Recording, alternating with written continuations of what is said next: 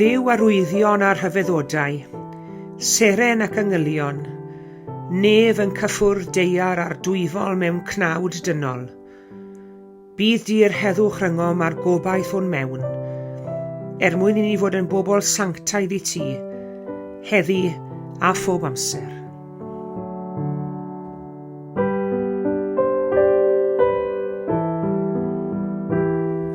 Bore da iawn I chi gyd, a chroeso cynnes I chi I roedfa ar y 4 Sul yn hymor yr Adfent. Mae'r wythnosau wedi gwibio heibio, a mae'n anodd credu bod I fron yn ddydd Nadolig.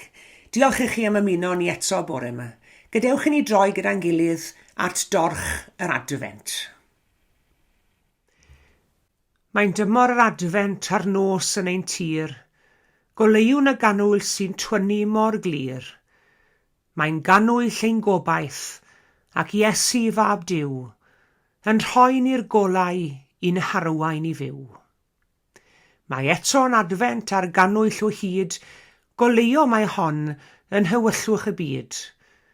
Mae'n ganwyll ein heddwch ac Iesu fab Duw, yn dywysog tangnefedd i'n dysgu I fyw.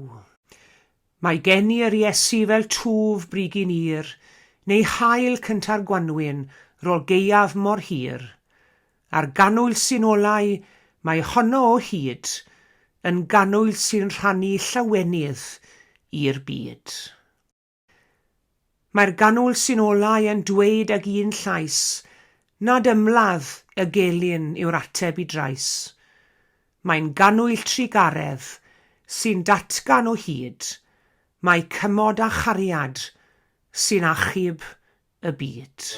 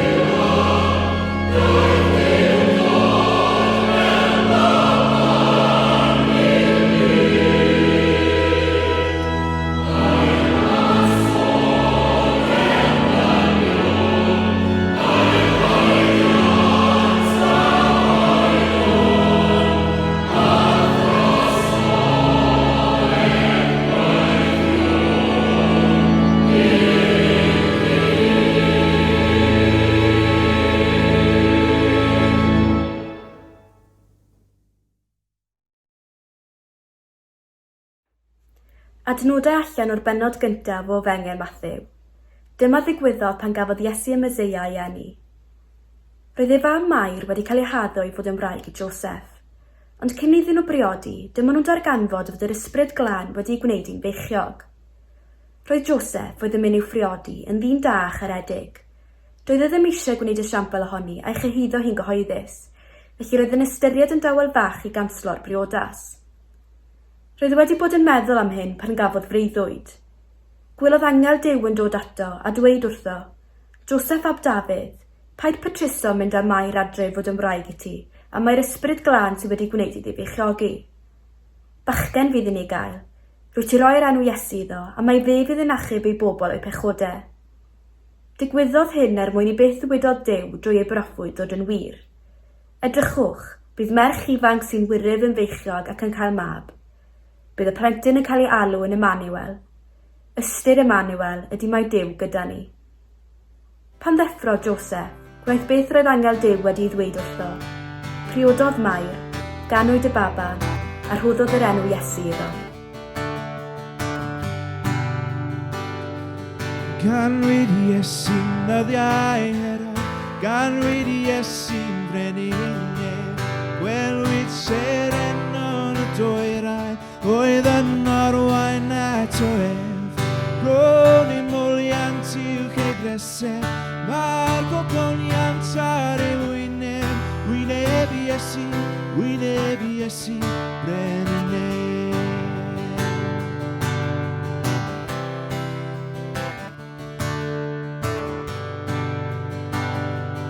Weled seren frin y dwyrain, yn o'n sefyll yn ylen.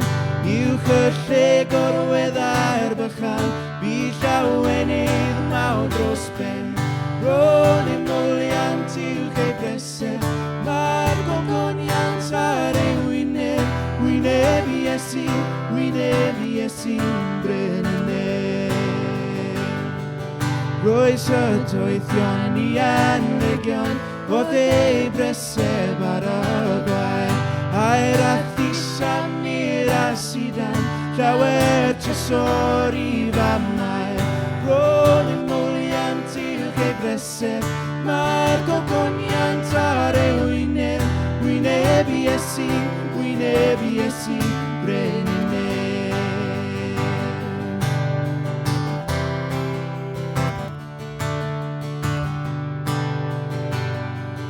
Dweud angolion gyda dynion, ef yw tryswr mwyaf fi. A throrodion o'i braidd ddeall, Iesu Grist fy mrenhin ni. Ro'n i mwliant i'w ei breseb, mae'r gogoniant ar ei wyneb, wyneb Iesu, brenhinau. Ro'n i mwliant i'w ei breseb, mae'r gogoniant ar ei wyneb, wyneb Iesu, brenhinau.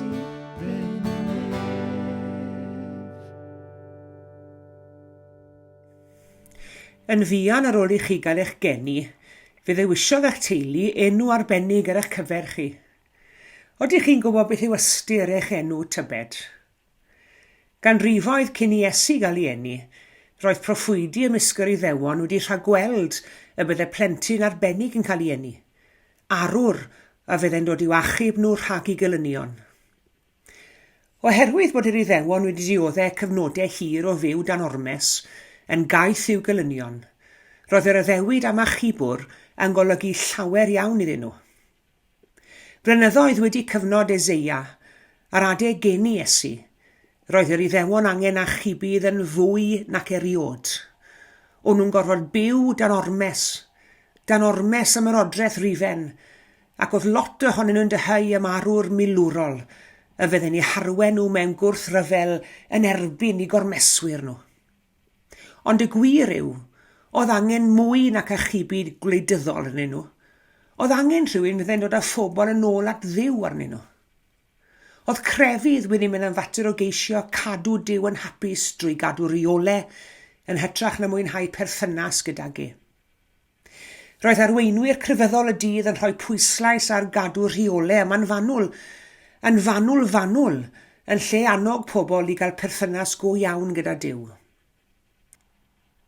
Nawr, pam gafodd Joseph wybod mai Iesu oedd yr enw oedd i'w rhoi blentyn Mair, oedd e'n gwybod fod yr enw Hebraeg hwnnw yn dod o gyfuniad o eiriau oedd yn golygu mae ein Duw ni yn achub.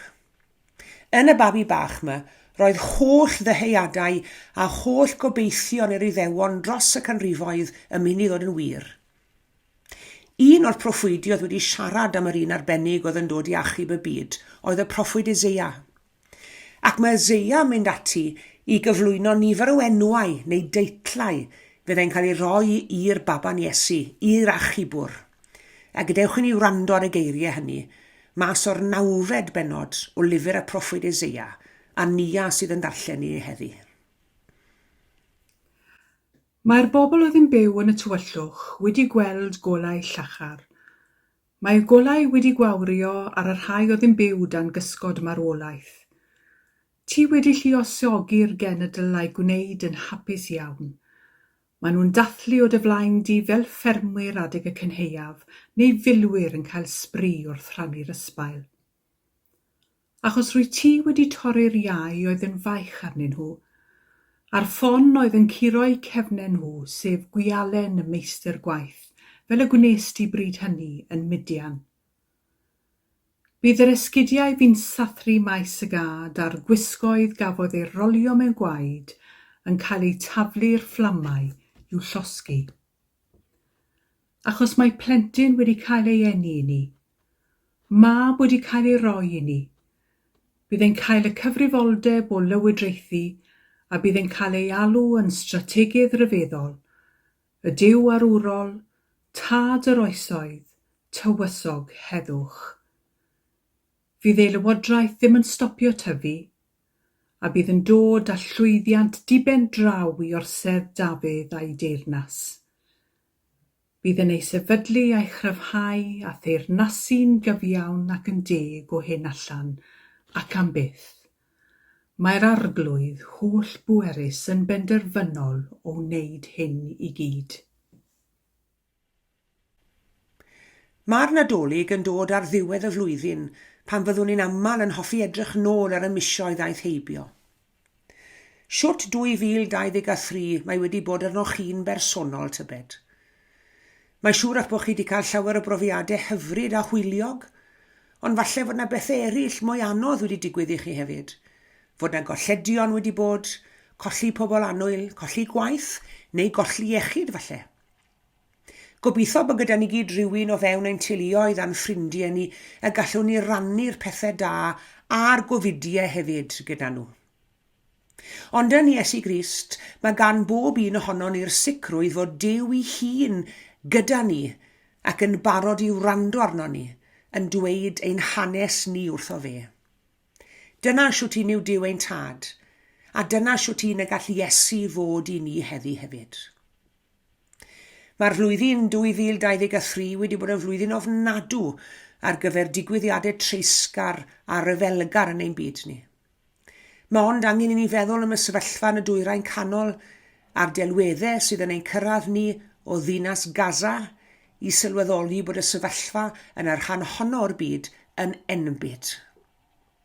Ar adeg fel hyn, gymaint i ni'n deheu am weld teyrnasiad Iesu, ein tywysog tangnefedd, ac i'w gariad a'i gyfiawnder fod ar waith yn y byd. Fel yr adeg gen i Iesu Grist, i ni hefyd angen rhywun sy'n medru dod â phob un ohono ni yn ôl at Dduw. Falle nad 'yn ni'n gyfrifol yn uniongyrchol am ladd a dinistrio, mae pob un ohono ni wedi crwydro oddi wrth Dduw rhywbryd. Pob un ohono ni yn methu byw'r bywydau o gariad a chyfiawnder a gwirionedd a fwriadodd Duw ar ein cyfer ni.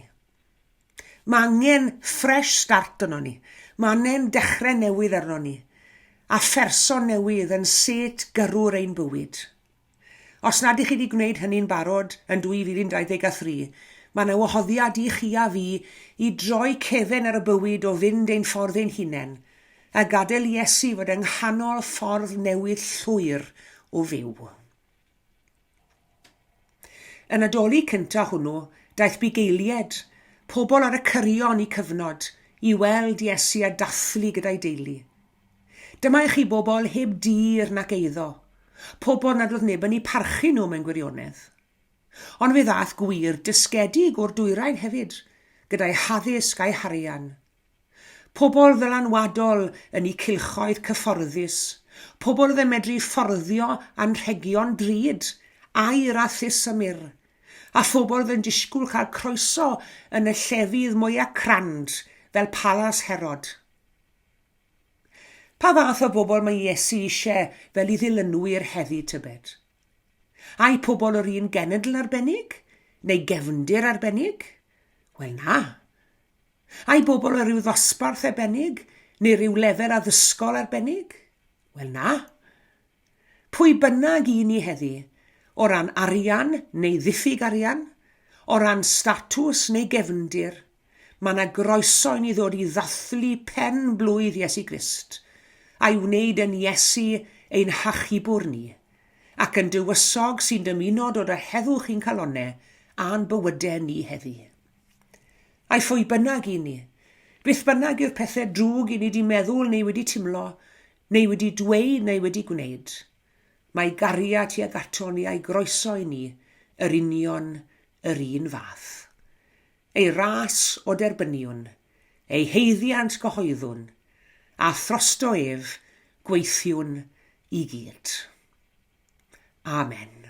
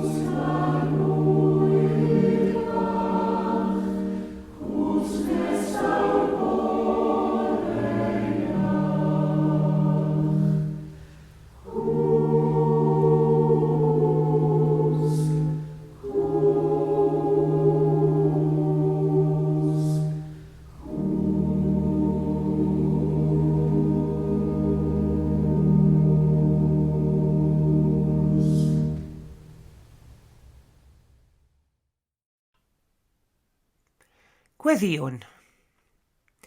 Emmanuel, Duw gyda ni. Dirgelwch tragwyddol y dwyfol ar fi'n cyffwrdd y byd yn fregus ac yn gariad. Am newyddion ar dderchog i'w rannu. Emmanuel, Duw gyda ni, wrth i ni gwrdd a'n gilydd i addoli, wrth i ni baratoi ddathlu gen i'r gwaredwr, ac unwaith eto teithio'n ysbrydol i'r stabal, gyda'n hoffrwm diolchgar o fawl. am newyddion gwych i'w rannu. Ar newyddan i arglwydd, tudur ni nôl i'r man hwnnw, lle bu ni gyfarfod yn gynta. Fel bu geiliad i'r stabal yn clywed yngylion yn canu, neu ddoethion yn chwilio am arwyddion o'r brenin sy'n dod. Tirda ni nôl i'r man hwnnw, lle roedd yn cariad yn newydd, yn barod iawn i'w fynegu hun mewn mawl i'r un sydd yn ei rhyddhau. Tirda ni nôl i'r man hwnnw, ac adnewyddan i arglwydd. Dyna'n gweddi ni. Yn hymor yr Adfent, cofiwn Mair a Joseph, gan ddiolch am ei ffyddlondeb, ei dewrder a'i hufuddod, yn camu'r tywyllwch yn nerth d'ysbryd di, yn cymeryd i'r rhan yng nghyflawni dy gynllun i ddwyn pobl afradlon nôl adre. Gweddiwn y bydd yw esiampl nhw fod yn batrwm i'n bywydau ni, a phan glywn dy sibrwd tyner, rhoi ni ddewrder i gamu ymlaen ar ein taith gyda thi. Dewch i ni weddio gweddi'r arglwydd. Ein tad yr hwn wyt yn y nefoedd, sancteiddi'r denw, deled y deyrnas, gwneler dy wyllus, megis yn y nef, felly ar y ddeiar hefyd. Dyro i ni heddiw ein bara beunyddiol, a madda i ni ein dyledion, fel y myddyiw nina i un dyledwyr. Ac nac arwain ni brofedigaeth, eithir gwared ni rhag drwg, canis eiddo ti o'r deyrnas, a'r nerth, a'r gogoniant, yn oes oesoedd. Amen.